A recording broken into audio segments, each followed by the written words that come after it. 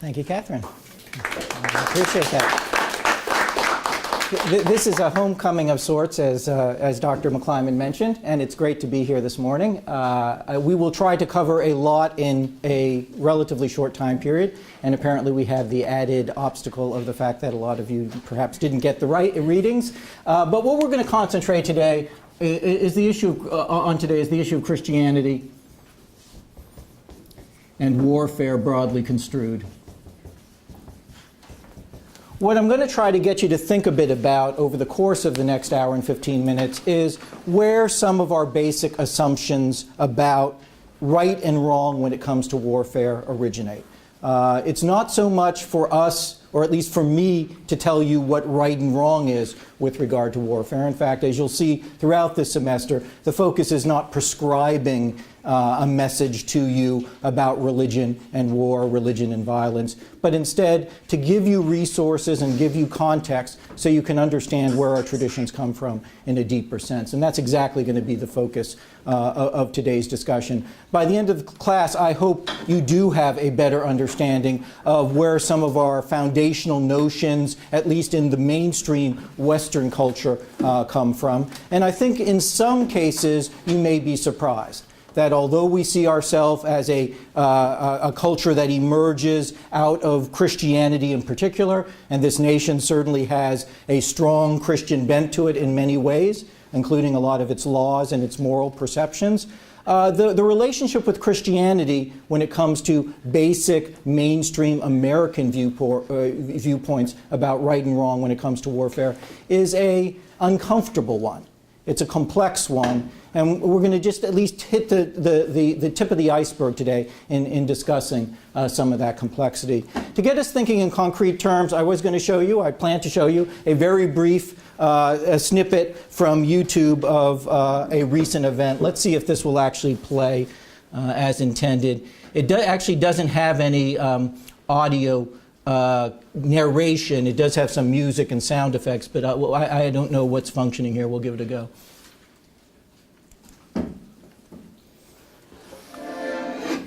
It is functioning, good.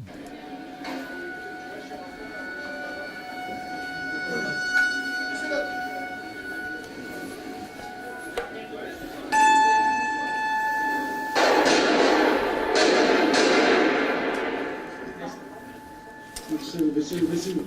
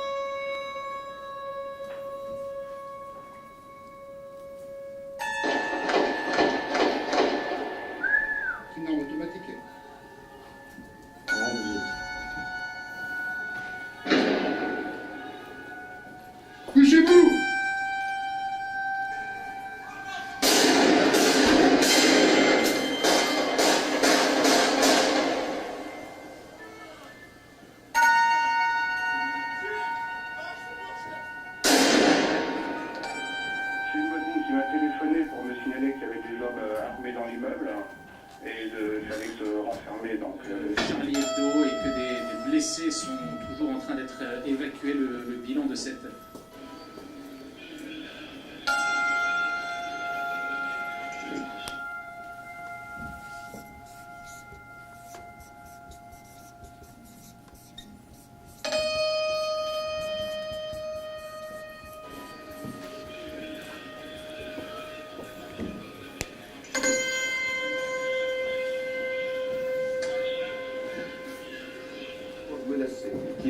At these times, we must come together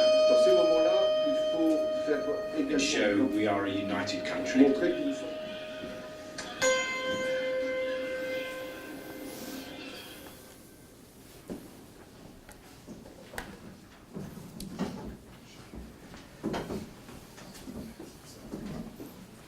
Let's see if this goes up. Which one raises it, Catherine? Or just manual? Got it. Okay, let me see if I can get this off so that we can see the rest of the board.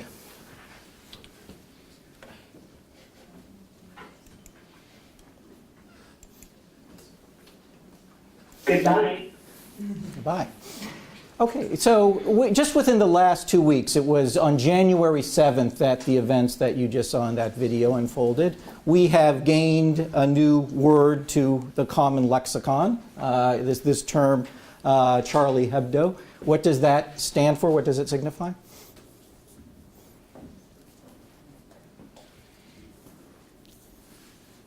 Yes, sir? One of the main cartoonists who sort of, he was known for some of his more provocative work.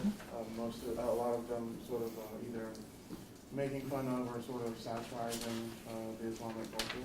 So Okay. that's why a lot of people, they have a Je suis Charlie, which just translates to I am Charlie. Yeah, and this is the name of the satirical magazine in which those cartoons appeared. This is a long-running French satirical magazine. It actually goes back to the 1990s, so it's been around a long time.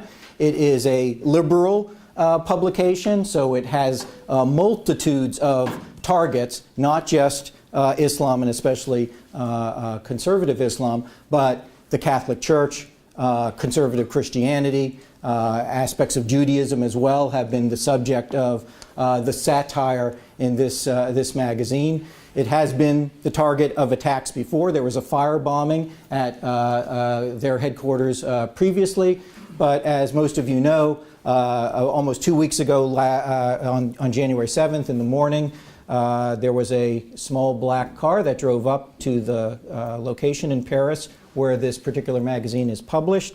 Actually, the two gunmen initially broke into number 6 at this address, the wrong location, and then realized they were in the wrong place, headed to the number 10, where the publishing officers and the editors meet, asked a caretaker, somebody who was in the lobby area, where the editorial offices were, and upon getting the directions, shot and killed that person, went up to the editorial offices, at gunpoint got the code from one of the office workers to let them in. There was an editorial meeting occurring, and started shooting, actually asking for people by name, shooting the editor-in-chief of the publication, 3 cartoonists, including the one that you were referring to, who had been particularly noted for creating caricatures and so forth of the Prophet and against Islam. Killed a security guard there, left the premises, had a gunfight, killed another police officer. Actually, police officer is wounded on the sidewalk. Upon seeing the police officer still moving, one of the gunmen walked up. It was actually blurred in that video, but shot the police officer, killed him at point blank range. Over that single 20 to 25 minute time period, there were 12 people killed. Over the next 2 days, another 5 people killed. And obviously the world's attention focused on this event. There are a lot of ways in which we can approach and talk about an event like this, even within the context of this course. Next week, for instance, you'll be exposed to some materials from other religious perspectives, including Islam. But what I want to talk about, in just starting this morning off, is what, from a mainstream Western perspective, was wrong about what those gunmen did. And I'm not saying this in a glib or a trick fashion. I want us to talk about some of the basic assumptions about what is right and wrong when it comes to using violence and killing people as far as the Western perspective is concerned. So, yeah, get us started. The fact that they did it in the name of Islam. Okay, but is that something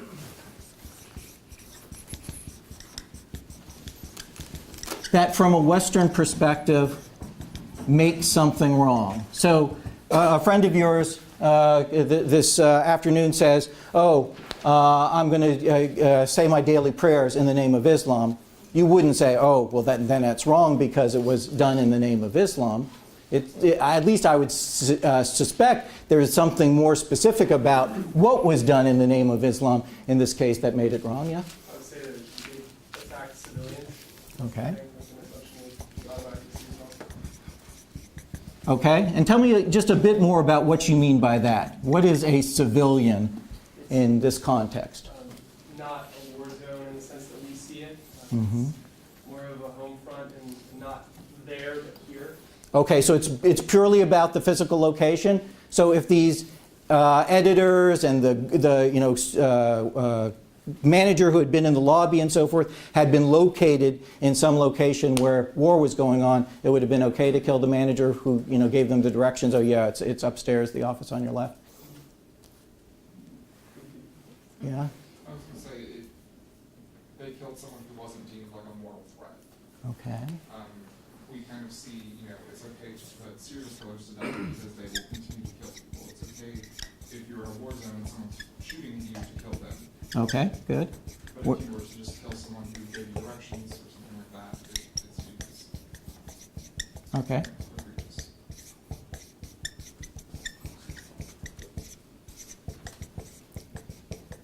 Okay, so here's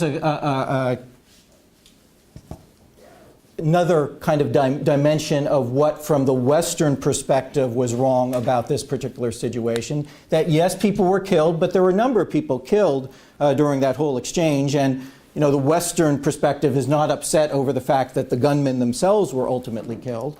It is the fact that certain civilians were killed. And what does the West mean by civilians? It basically has to do with whether they are posing a threat to lives and the physical well-being of others, right?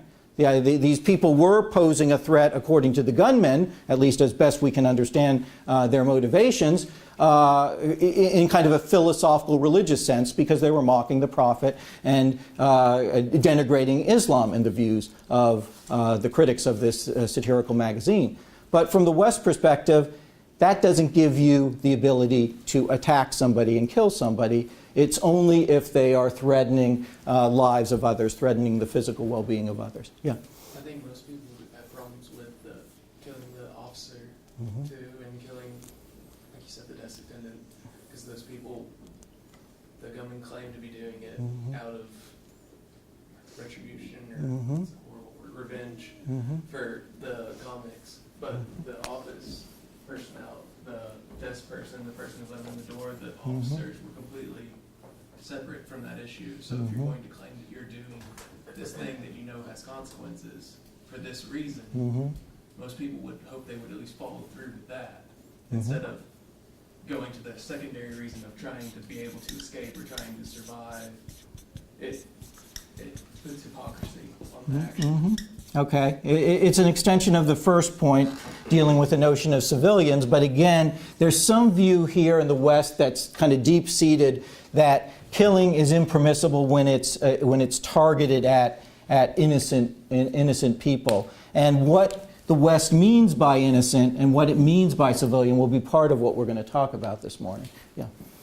It's an attack on basic freedoms, freedom of speech, basically everything what the West and democracy stands for. Okay, so that is something that we find repugnant, but is it the mere fact that it was an attack on freedom of speech that makes it so horribly wrong, or is it the fact that it was a certain type of attack on freedom of speech? If these guys had gone to the same location, gotten out of the same black hatchback, instead of wielding rifles, had protest signs and say, "We protest, we attack this paper because it's publishing things that denigrate our religion," and so forth, no one would have batted an eye. You would not know that term. YouTube wouldn't have 600,000 hits for that video that you just saw. I also feel like there's two parts in the sense that when we've already talked about them killing the front desk person, they got what they needed, but then they killed anyway. I think that goes back to the idea of innocence though. Okay. And also when they killed the officer who was on the ground, I feel like in our perception, if you like we all have this idea that you shoot someone, if they're down, you provide mercy. There was no mercy. Okay. Yeah.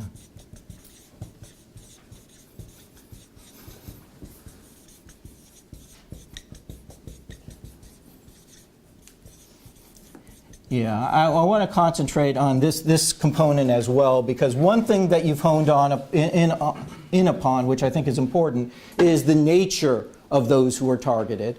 And this wasn't a military installation. These weren't people who were holding a gun, threatening the families and so forth of the gunmen. These were people who, at least in the Western perspective, were innocents, were civilians, were non-combatants. And the other part of it, which I think is equally important in beginning to understand some of what mainstream Western society says about these type of issues, is these acts were intentional. They were done very specifically in order to kill innocents. And you know, these may seem obvious concepts to most of us. As we'll talk about this morning, they're part of the basic criminal law of the whole West. I mean, not just the United States, but England and France and Germany and so forth. But that wasn't always the case. And these concepts weren't always easily dissected and developed and understood in quite the way we do today. So whereas most of us, I wouldn't assume all of us, may look at those videos with some common assumptions about how wrong it is, on the other hand, we have to understand that those views emerge out of a long and complex history. And that's a little bit of what we're going to talk about this morning, where some of these views come from.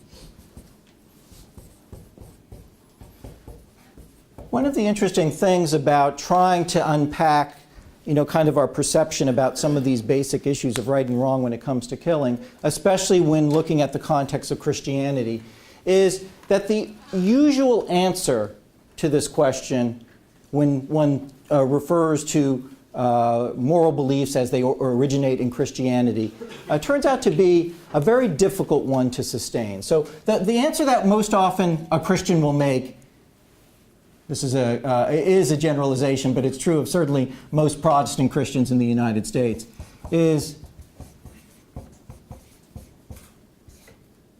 to refer to the Bible.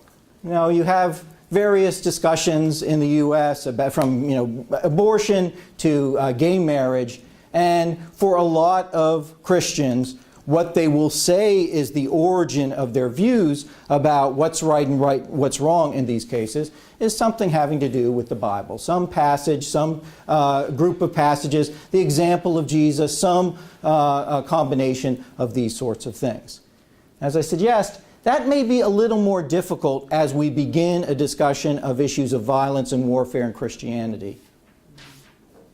Why might I suggest that? Because the Old Testament is riddled with violence, and it's almost hard to reconcile what some people think about the New Testament and the Old Testament. Okay, so what the Christians call the Old Testament, the Hebrew Bible, is, but what was your phrase? It was riddled with what? War. Riddled with war, okay. Okay, you can have things riddled with war. That's an apt description. If you look at the Old Testament, there are literally hundreds of examples of war and violence on an epic scale. But you can have discussions of warfare, even lots of discussions of warfare, and the conclusion can be, oh, all that is wrong and bad. What does the Old Testament say, or at least some people think it says, about all this war and violence? That is actually justified for some of the people because they have a right to that land. That's the land given to them by God. Okay, good. Now, I want to say from the beginning, none of this is uncontroversial. If you want to get into this material for a career, you can find endless volumes that will dissect both the Old Testament and the New Testament with regard to what they say about war and violence. But a fairly mainstream reading of the Hebrew Bible Old Testament is that there are places in which not only is war discussed, but war is supported and justified, not only by God's people, but by God himself. Okay? I don't know, it certainly didn't make much of a splash, no pun intended, and I didn't see it, but there was just a Exodus movie out with Christian Bale. Anybody see that?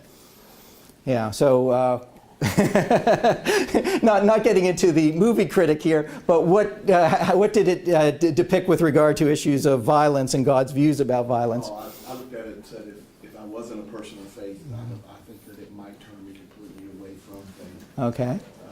The amount of violence, and you know, and it was portrayed as God doing all the violence. Yeah, I mean, you look at not just minor narrative threads of the Hebrew Bible Old Testament, but some fairly mainstream traditions, like the Exodus tradition, and it's pretty hard to walk away with the view that the message is one of limited use of force, and only in rare circumstances, and only when it's, combatants and never touching civilians and so forth. Because, well, what do you have with the Exodus story, with some of the plagues? What is the last plague before?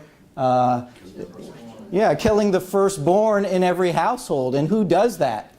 At least according to the mainstream interpretation. Again, you can find a range of different interpretations out there. God sends the angel of death, this is the origins of the Passover story, to kill the firstborn males in all of the Egyptian households. And the Israelites, Hebrews, mark their doorway with the sacrificial blood to signify to the angel of death that this is not an Egyptian household.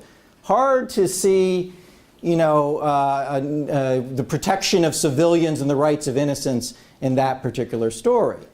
And there are others. I mean, if you want just kind of the take of what I would view the most violent book in the Hebrew Bible Old Testament, it would be the book of Joshua, which is largely a series of battles and wars that are all commanded by God.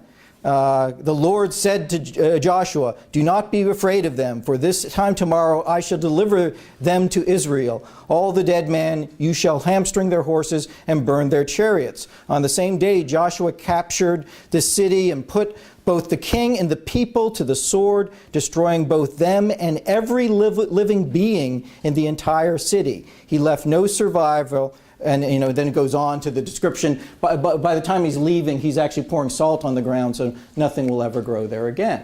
So there is this kind of Old Testament history, which is a challenge to supporters of the mainstream Western viewpoint, because it seems overkill. I mean, it seems to allow for far too much.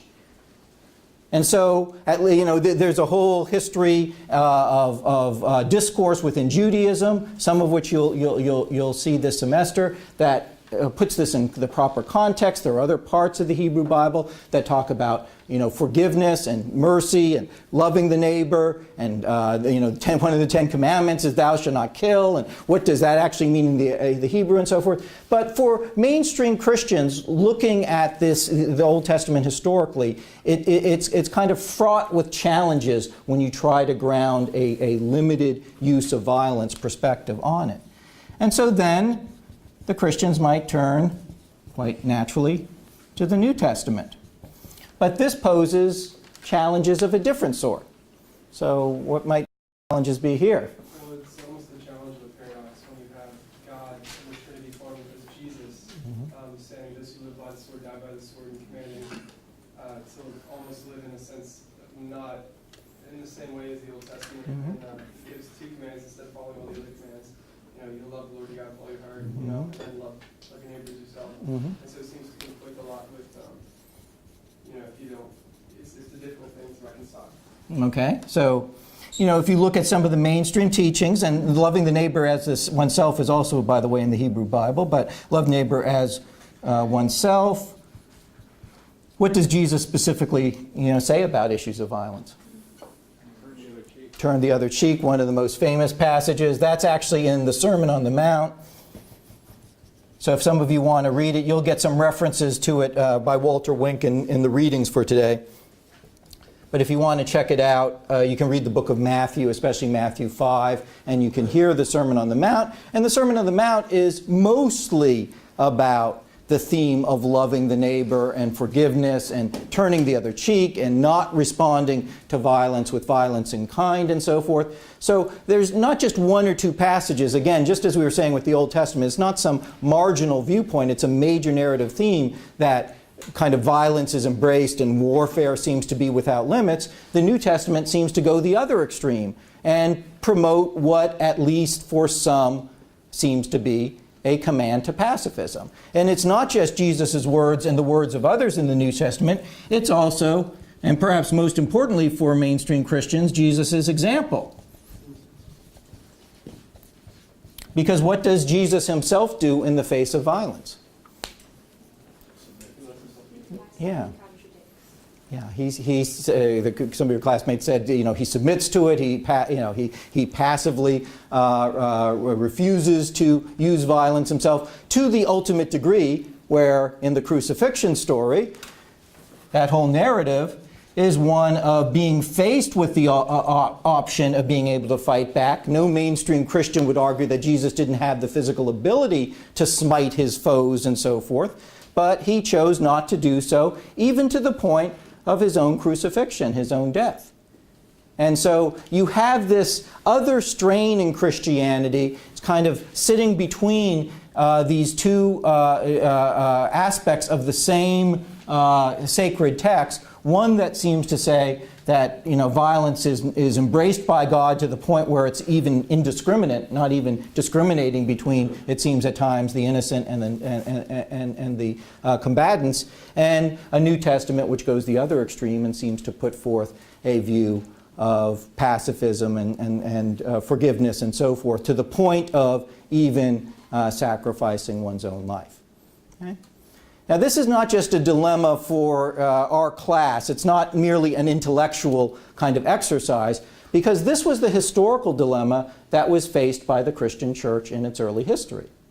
It knew that Jesus himself was Jewish and accepted the teachings of Judaism.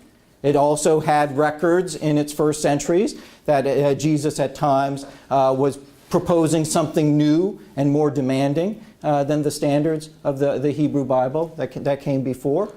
And it knew that Jesus himself was not a military leader, was not one who, despite the injustices in the society around him, ever used true violence in order to enact his will. Some people use the example of Jesus in the temple with the money changers, right? He gets angry when he sees the money changers in the courtyard of the temple and overturns their table.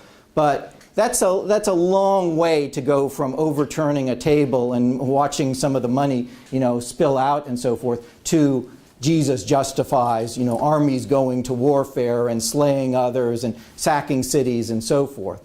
It doesn't seem like there's a real compelling case. So we're going to have to ask, what happens? What do Christians do? Yes, sir. You know, sort of say this is going to be really outside the box. Could you argue that since our ways of thinking comes from the Bible, and let's just say that God's not necessarily all great and whatnot, but that both points are supposed to point toward purity. So in the Old Testament, there's lots of wars and there's lots of killing because, back then it was sort of a smaller place and there was just sort of the good guys and the bad guys, and so all the wars happened to purify the land so that the good guys win. And you take the New Testament and sort of say, well, Jesus is here, so we're trying to tell everybody you should be pure too, because Jesus is a pure God. He doesn't do anything bad. And if you take the Bible as a sort of a sense of, a one way of thought where you're clean and pure and your best self, could that be the way that Christianity sort of plays in the United States, in where our laws, although we're trying to say we sort of include everybody, there's sort of a mental norm that people generally try to say is we're right, we're the correct way of doing things, and so we take the Bible, which sort of has that same thought process, and sort of interlay that into the ways we think and the ways that we attempt to sort of correct the world, sort of like, oh, you're really bad because although you're Islamic people, you really should be Christian. or something to that effect. You know what I mean?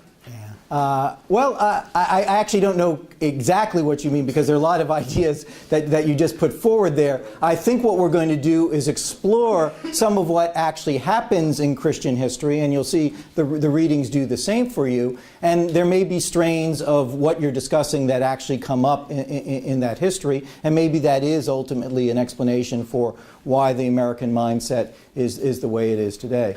Yeah. And your question was, what do Christians do with the evidence? Well, what I said is what we need to talk about today is how Christians deal with this kind of complex combination of different sources that don't seem to provide a perspective that is anything like what you just described to me in watching the video as the mainstream Western views about right and wrong with regard to killing. The point right now is not so much to answer the problem of how you resolve this all, but just I'm setting it up to try to talk a little bit about Christian history. Well, I think it's really hard to do in terms of what you said. Seems like such different commands. I know that it's almost like one of those things, like especially as a Christian, you have to almost reconcile. But I know, like for me, I looked into it and I found that it's almost we reconcile the past with the sense that like God made great a small nation, and He chose a small nation for some reason. And so people, like I know in the Christian thought, like you almost look at that saying, I can't believe all that happened. In terms of the fact that God would choose a small nation to make great among all the nations. And then you see that God's trying to get glory in a sense, and that's the whole. Yeah, I'm not going to try to have us present the view that reconciles the views, but yeah, there are lots of tensions there. Even if you want to claim it's God making a great nation, in the Old Testament, God's making a great nation, it seems, by means that are antithetical to what His Son comes and teaches about. And if His Son comes and is meant to entirely overthrow what came before, then what is the relationship to the Old Testament with Christianity and so forth? The early Christian response was really very simple here.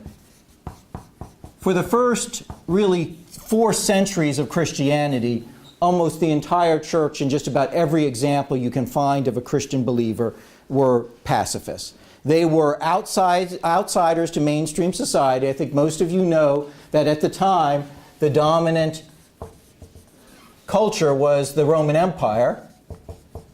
And the Roman Empire had ruled for centuries in this part of the country, the most powerful force on earth. And Christians basically saw themselves as outsiders to all of this. There's a famous passage that Walter Wink quotes for you in the readings for today. It's a historical passage from this time period, which talks about Christians being not of this world. So, yes, there are armies, and yes, there are battalions that are going out and killing, and yes, there are enforcers of the law and judges and so forth, but that's not the role for the Christian. The Christian, like Jesus, was seen as an outsider. Many of these early Christians were living celibate lives. They were trying to model themselves after Jesus very closely. And the whole idea of joining in to the kind of role of mainstream politics, including violence and warfare, was something that was far from the minds of Christians. More than that, it was something that was not even a viable option, because Christianity was largely persecuted during its first 3 centuries. The Roman Empire made it illegal, in effect, and put the forces of the state against it. So if there was already an opposition to violence and soldiers and so forth in Christianity, that became even stronger when you lived through centuries in which many of the forces of the state are being used against your faith. You know, the early Christians are meeting in house churches because, at least initially, they weren't allowed to build public structures that were visible to others, and they were underground and outsiders. What happened that changed that? And Crusades are actually much later. Yeah, Constantine is more the figure here. So you have a period in which there are some significant changes. I'm going to talk about specifically, because these are in your readings too, a time period in which Augustine comes to be a major Christian voice.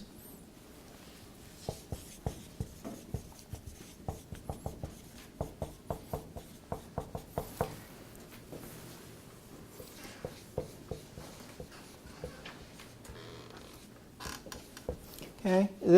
In about 410 AD, that empire that had been basically the dominant force in the whole Mediterranean region, including the Middle East for centuries, ultimately is toppled. There are Germanic tribes that come down from the northern part of Europe and sack the city of Rome. It's actually a slower process. Not all of what becomes the Christian territories and so forth are lost immediately in 410. But over this period, that whole kind of society has fallen apart.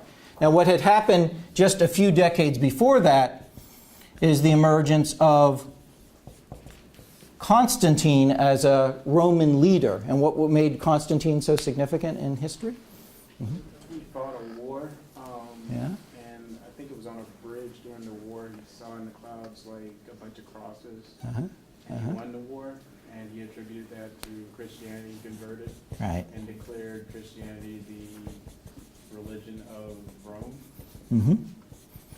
Well, most of the details right on. He became the first emperor of the Roman Empire right within the decades before it fell that was himself a Christian.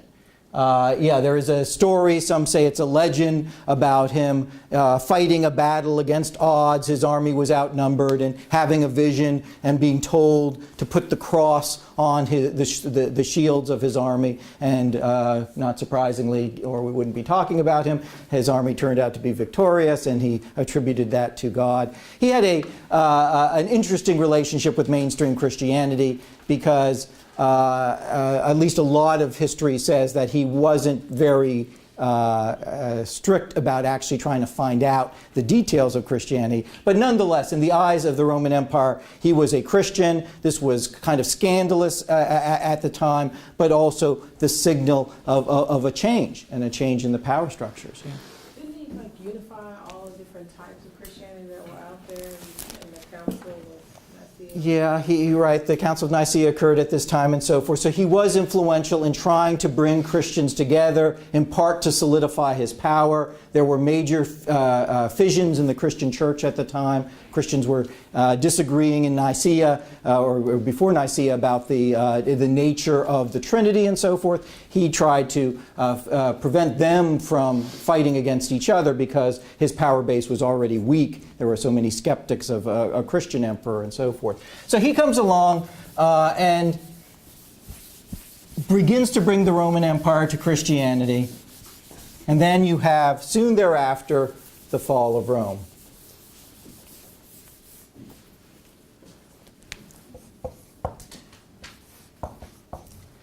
And this is when Augustine comes into play. Augustine, probably among the two most famous Christian theologians in Christian history, lived between 354 and about 413. I think that's right.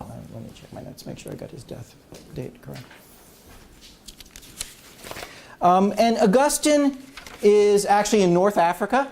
That surprises some people. He was born and raised in an area that's probably currently Libya or thereabouts, on the southern banks of the Mediterranean Sea. And he has great power as a Christian leader in this area of North Africa, in part because of the fall of Rome. Because when Rome falls, the people from the northern areas flee down to North Africa, seek refuge there, and it remains one of the last standing parts of the Roman Empire. So Augustine is forced to explain what's going on. Why is the world crumbling? Why does the Roman Empire fall after being in existence for 5 centuries, right after they finally begin to embrace Christianity? Doesn't this show that the old pagan gods are mad at us? That they were the right gods all along, and once we started to worship this other god, this Christian god, now the world is crumbling and our empire is falling apart. And Augustine then writes a work called The City of God, which really becomes the beginning of the answer to the question of where our Western views on right and wrong in warfare and violence come from. Because what Augustine suggests in The City of God is an argument that many Christians still use about the ill fit between the Old Testament and the New Testament. What he said is that we currently live between times. On the one hand,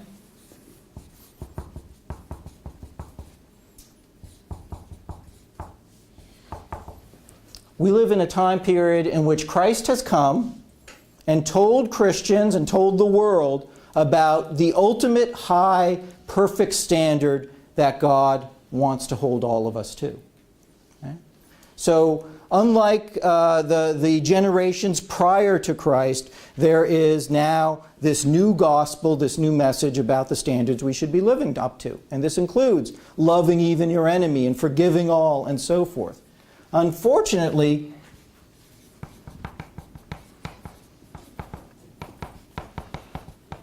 for us, Augustine said, we also live before the end times. What do you think he means by that? After Christ came, but before the end times. What are the end times? Yeah.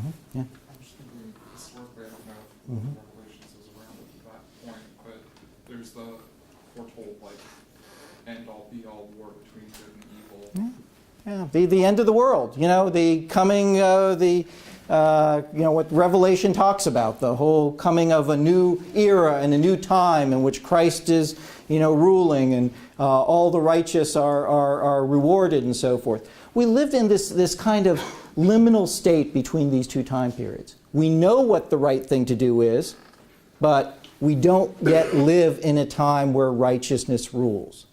And this leads Augustine to develop what has become the mainstream Christian response to warfare, the origins of the just war tradition. What he says is, I'm going to be like Jesus, and if my life is threatened, I will never use violence in order to defend it. Okay? So I will follow that model. But on the other hand, we live in this imperfect time where Jesus' reign of righteousness has not yet begun. And if somebody is threatening my neighbor, coming after my wife or my children, or coming after my village and so forth with violence, I don't have the same luxury of saying, oh, I'll do nothing. When Jesus returns and righteousness reigns, then of course, you know, everyone will love each other and so forth. But that's not yet. That hasn't happened yet.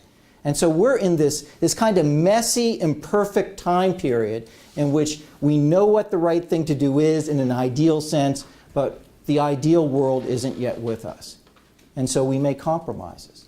And so we have to do things that distinguish you know, what Jesus' ideal would be from the reality around us. And this becomes the just war tradition. The last part of this kind of quick class history is to mention one other figure who also ranks among the very most famous and influential Christian theologians, and that's Thomas Aquinas.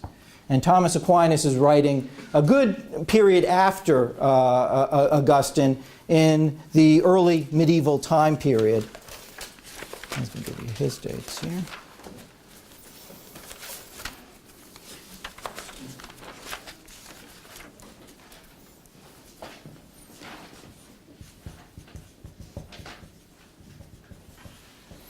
In the 11th and 12th centuries, and Aquinas then develops even further this whole notion of just war, Christian just war tradition.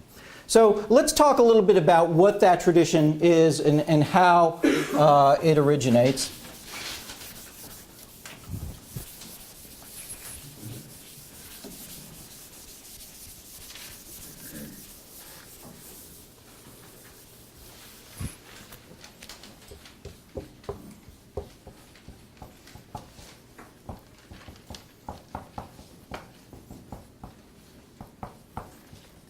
Okay?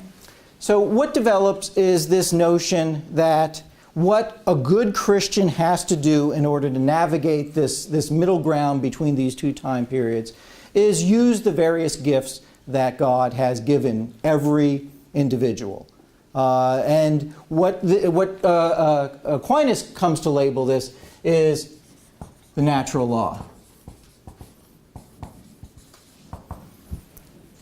What the natural law basically says is that every human being, whether Christian or not, is given reason by the Creator and the ability to think through and solve issues and problems.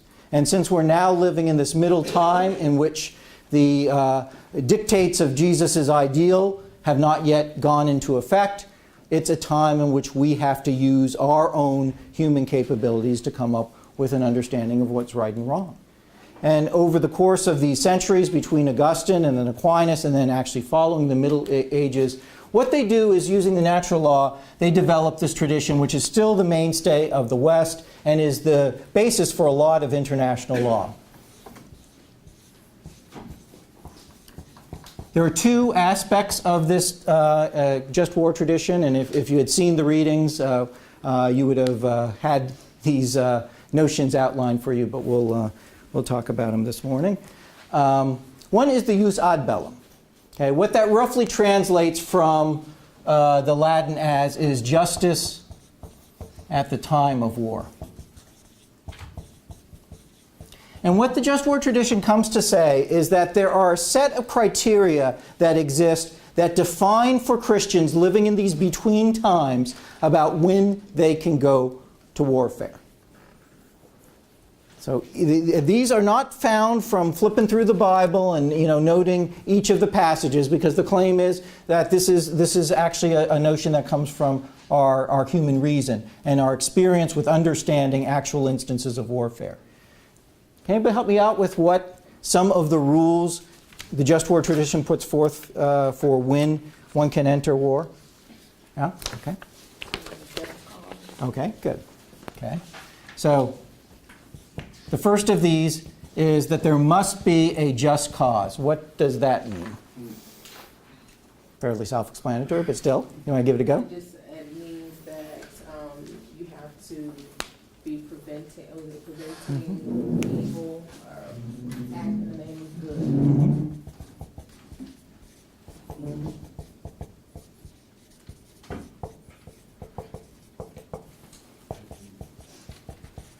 Yeah, what it comes to mean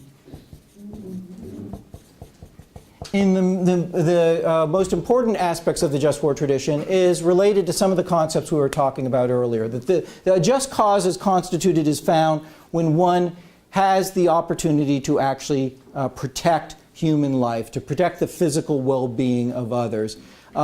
Most renderings of the just war tradition try to stay away from, you just need to be fighting for what is right, because then that might give you a cause to go to war when somebody has offended your mother.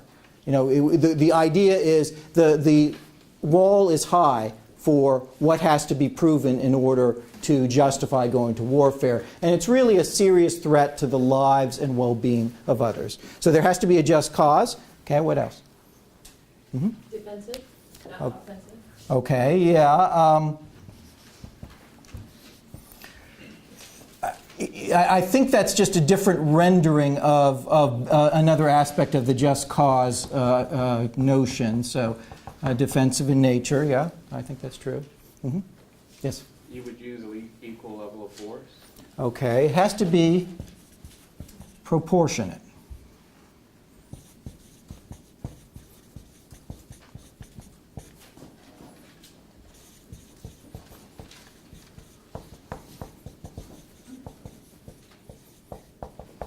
Okay, so one notion here is, and it's hard to create this calculus, the good you create from the war you're going to be entering must outweigh the evil that will be created. You can actually find, if you want to do a little research in this area, certain Christians at different times of, for instance, the Cold War, who said, yeah, the Soviet Union is unjust, and there are all kinds of people who are being mistreated and even killed. The same arguments go forward today with regard to perhaps Tibet. In Tibet, there are people who are being unjustly imprisoned and killed by the Chinese government. But the argument goes, even though that's a just cause, those people are being physically killed and harmed, it would be a disproportionate act to go to war against the Soviet Union, say, during the Cold War, or China today. Because what you would end up doing, even if you protected some of those lives that currently are being lost, is causing countless, literally probably millions of other lives to be lost. And so the calculus does not indicate that that would be a good thing to do. So you have to have a just cause. The war has to be proportionate. Last resort with a high probability of success. Last resort. So even if you have a just cause, and even if the going to war would be proportionate, last resort says, yeah, but is war the most proportionate thing to do? Is it the act that creates the most amount of good and the least amount of evil? Because if you can achieve the same goal, let's try to help those people in Tibet who are on trial and going to be slaughtered by diplomatic intervention, then that's better still. And the just war tradition would say, as a result, if that's an option, you have no justice in going to war when you have these other options in front of you. Other things, yes? Proper authority. Okay.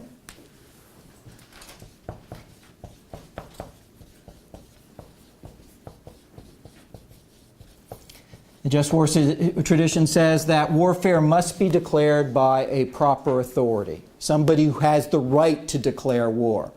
Aquinas was writing during medieval times when there were a lot of feuds going on, and wars that actually escalated sometimes started because who knows who fired the first shot or made the first threat and so forth.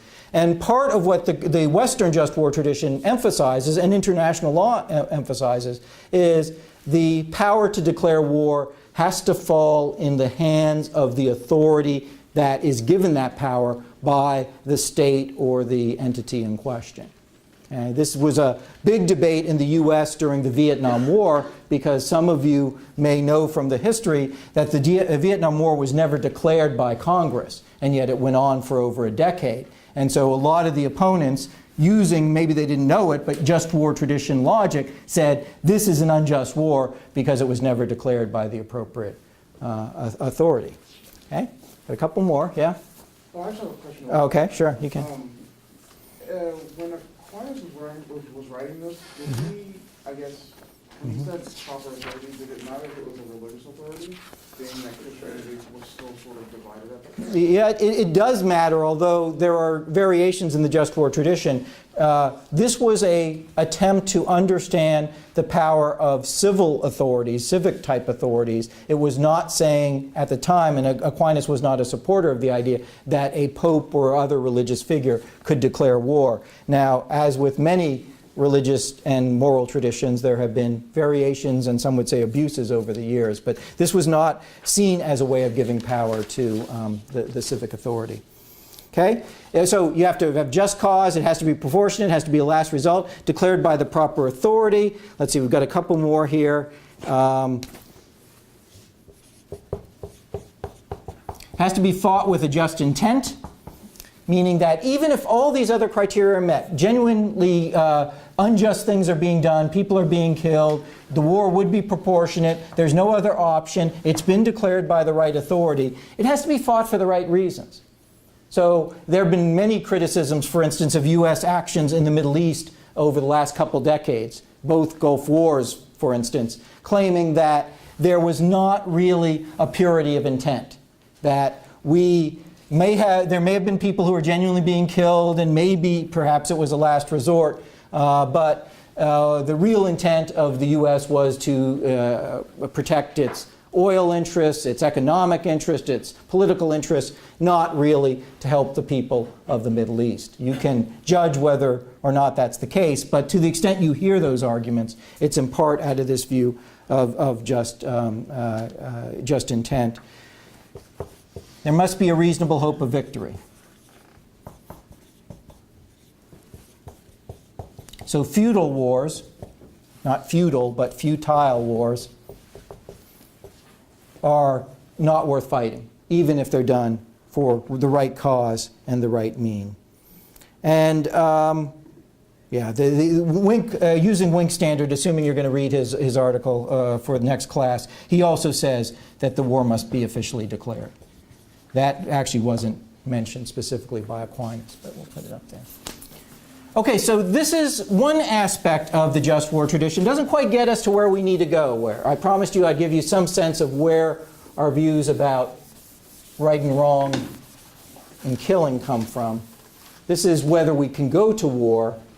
The other part of the just war tradition is what's called the jus in bello.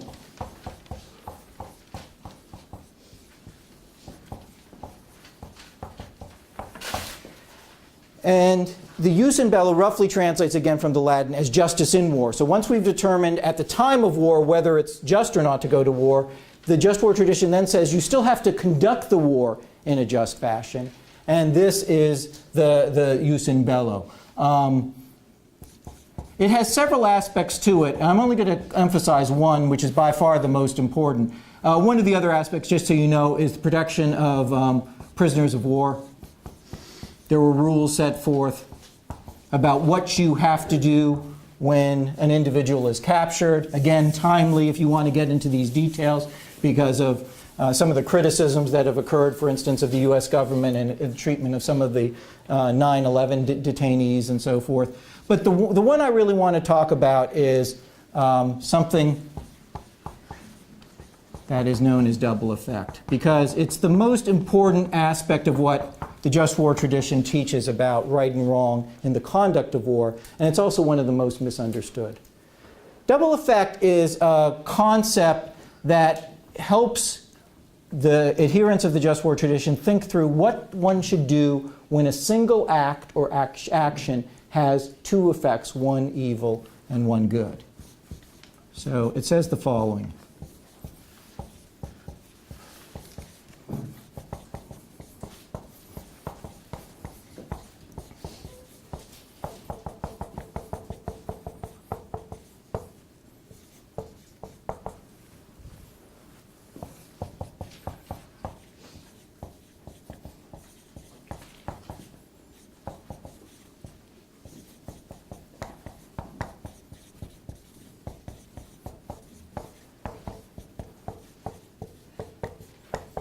So if a single action has two effects, one evil and one good, it's going to be permissible if and only if two conditions hold.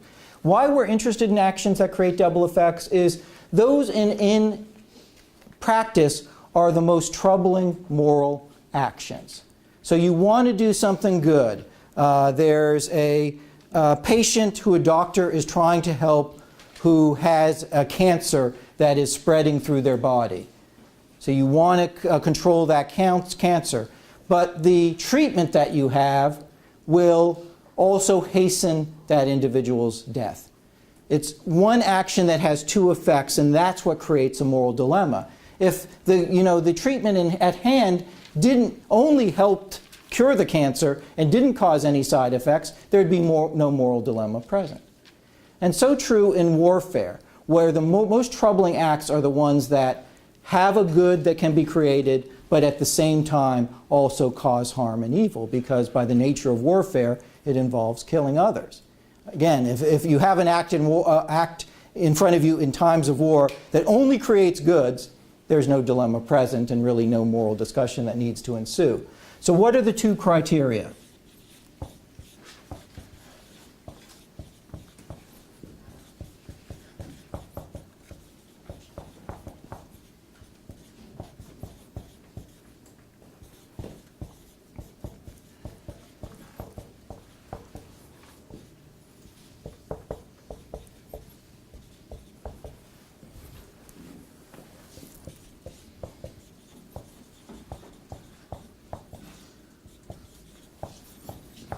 The trickiest of the two aspects of double effect, the two criteria that need to hold, is this first one. that what Aquinas taught and what the just war tradition still teaches is that when you have a single act that produces two effects, one good and one evil, the act is only going to be permissible if the good is your intent. If the good part of it is what you're intending to do, and the evil is neither intended nor is the evil the means to your end.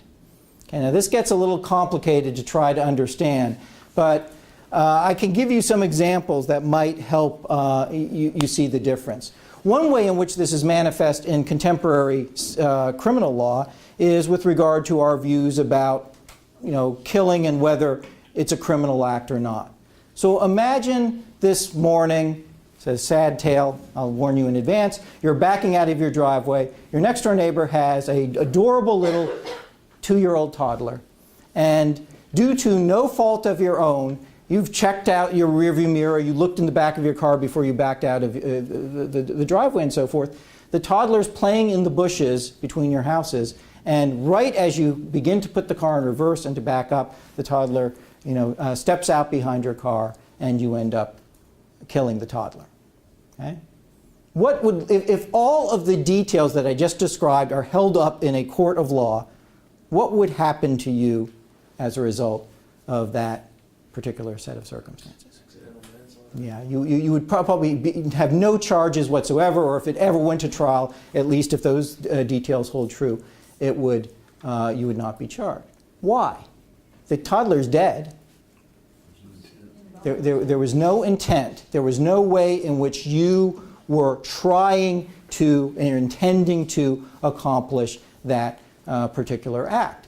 And that means a lot in the eyes of justice, what your intent is in these circumstances. That's what this first component of double effect is trying to determine.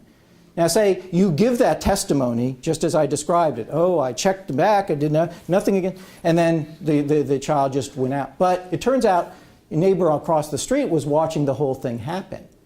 And right before you got into your car, you saw the toddler out there, and you said, I'm sick of you, drawing chalk on the sidewalks, I'm going to show you, and had this big argument with the toddler, and then got in the car and began to back out, missed the toddler, put the car in forward again, then put it in reverse, turned and ran the kid over. What would happen then? I mean, you would be charged with murder. So the material difference is in non-existence. I mean, in both cases, the child is dead, but everything hinges on how we understand the intent of the individual. And what the just war tradition says is this is something that we can determine from the physical circumstances around the action. It's not, you might think that this is kind of a contemporary psychological understanding of intent. Intent is buried deep in each of your minds, and there's no way I could possibly determine what your intent is. Who's to say? You tell me you didn't intend to do it, even though you backed up and forward 3 or 4 times and aimed at the, who am I to judge? Well, the just war tradition says we are all able to judge by the context and the circumstances. Okay? A fly lands on one of your foreheads, and I pull out a pistol and shoot it and say, oh, but my intent was just to kill the fly.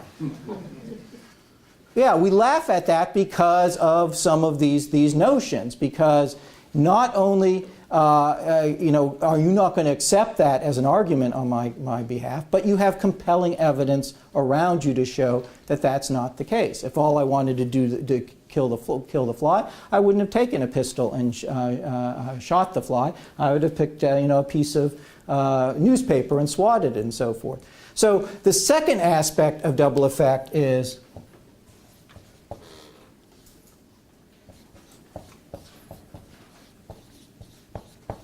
the good effect must outweigh the evil effect. Okay? And you start with this concept of looking at individual acts and trying to judge them by these 2 criteria. What was the intent, and was the evil intended or the means to the end? And does the good effect outweigh the evil effect. And you can go a long way to both explaining basic Western views about murder, manslaughter, and innocence, and also some of the basic Western reactions to the French terrorist attacks 2 weeks ago. Okay? Looking at these acts, an average observer, again, not primarily using the Bible to understand right and wrong, but using these kind of principles, will say that clearly in this instance there was evil that was intended. Okay? So the killing of these innocent people was not accidental, but intentional.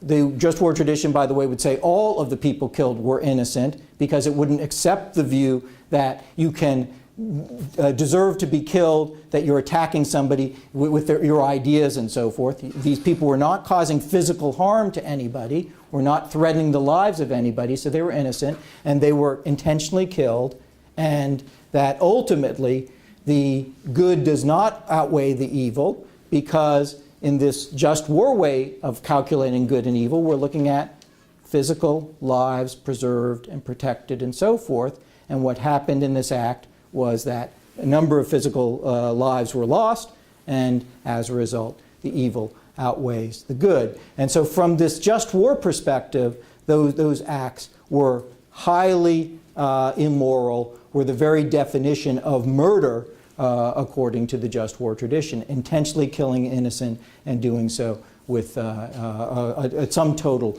of evil effects. Mm-hmm. Could you give an example of the A one where it would be okay?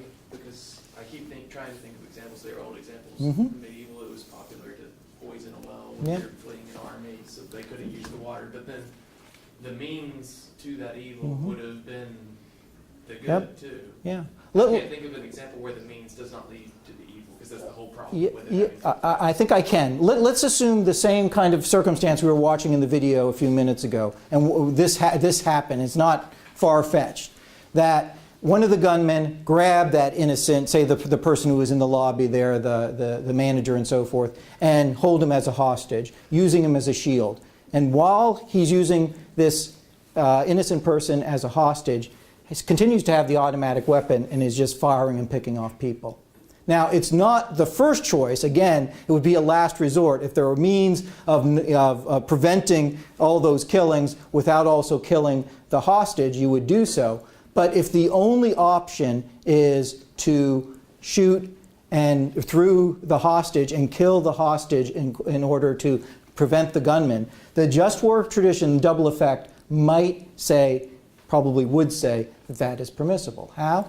Well, you know that if you shoot right through the innocent victim, they're probably going to get killed. But the question is, was that your intent? Was it your end or the means to your end? And what the just war tradition would say about that, if you actually dissect the act, is no. Because what you're trying to do is kill the gunman, clearly. You don't want to kill the innocent hostage there.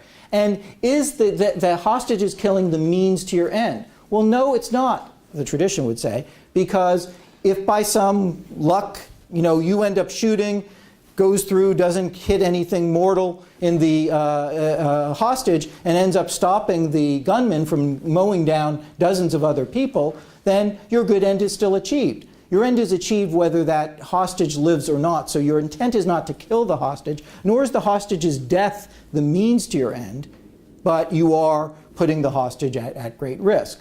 And this seems a fine line, but again, if you look at Western law in warfare and in criminal law, you come to very similar sorts of conclusions as exactly this. A distinction might be the following. So say you know a day or two before the attacks that these gunmen are the ones that are going to hold the attack, but you don't have access to them or can't find them. You can find their family, though. And so what you do is take the 2-year-old son of one of the gunmen and say, basically, I'm going to kill your son if you don't turn yourself in and so forth, and mean to do so. Well, there, the death of the innocent person, in this case the son of the gunman, is the means to your end. If you actually didn't do it, it wouldn't have any motivating power or effect. So in that case, it is the means to your end. In the former case where the hostage is being used as a shield and so forth, it's not the means to your end. This may seem a small concept, but then do some readings in the actual acts of war, and you'll see again and again this concept comes up of trying to draw the line between discriminating between the innocent and not trying to kill the innocent. I mean, look at some of you I'm sure saw the movie, but you all know the circumstances of the ultimate killing of Osama bin Laden. Okay?